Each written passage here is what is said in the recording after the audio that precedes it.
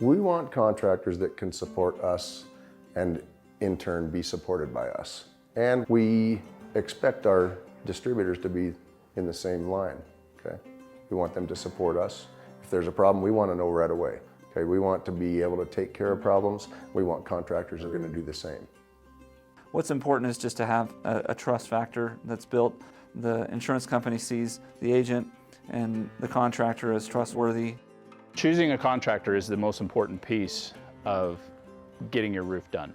The right contractor will make sure the shingles are installed per the manufacturer's recommendations, which is the only thing that validates your warranty. Having a contractor who's been in business long enough that they have good examples of work, that they have enough word of mouth recognition, they pay their bills on time, they've got a history with the supply house, so we know that there's going to be service after the sale.